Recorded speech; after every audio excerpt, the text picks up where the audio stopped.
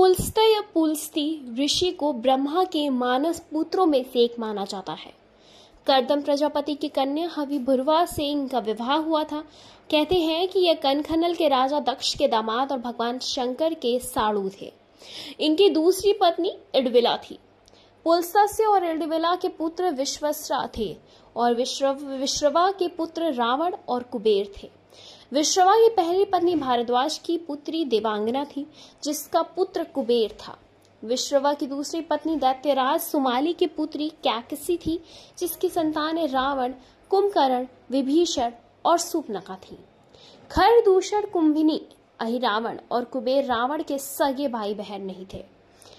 बौद्ध धर्म में उन्हें वैश्रवण के नाम से जाना जाता था और जबकि जैन धर्म में उन्हें सर्वानुभूति के नाम से जाना जाता है। कुबेर देवता हिंदू पौराणिक कथाओं में धन के देवता और यक्षों के राजा हैं। उन्हें धनवानता का देवता और लोकपाल भी माना जाता है। कुबेर उत्तर दिशा के दिक्पाल हैं। इसी के साथ हिंदू धर्म में कुबेर को धन का देवता माना गया है। धनतेरस और दीपावली पर माता लक्ष्मी और श्री गणेश के साथ इनकी पूजा होती है। कार्तिक शुक्ल प्रतिपदा को इनकी विशेष पूजा की जाती है। कुबेर देव को यक्षों का राजा माना जाता है और उनके राज्य की राजधानी अलकापुरी है। कैलाश के समीप इनके अलकापुरी क्षेत्रवन, तुंदिल, शरीर, अष्टदंत एवं 3 चरणों वाले गदाधारी कुबेर अपनी स्तर योजना वसीरण वैश्रवी सभा में विराजते हैं।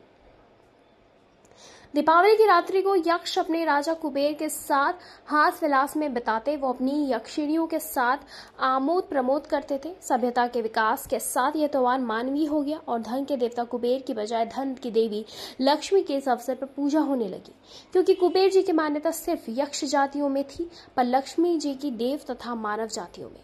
कुबेर देवता देवताओं को कोषाध्यक्ष थे और सैन्य और राज्य खर्च में वो ही संचालित करते थे। यक्षों के राजा कुबेर उत्तर के दिक्पाल तथा शिव के भक्त भगवान शंकर ने इन्हें अपना नित्य सखा स्वीकार किया। देवताओं के कोषाध्यक्ष कुबेर को पूजने से भी पैसों से जुड़ी तमाम समस्याएं दूर होती हैं। कुबेर पहले श्रीलंका के राजा थे, परंतु रावण ने उनसे लंका को हथिया लिया। कुबेर देव के पास एक महत्वपूर्ण पुष्पक विमान और चंद्रकांता मणि भी थी, जिसे भी रावण ने हथिया लिया।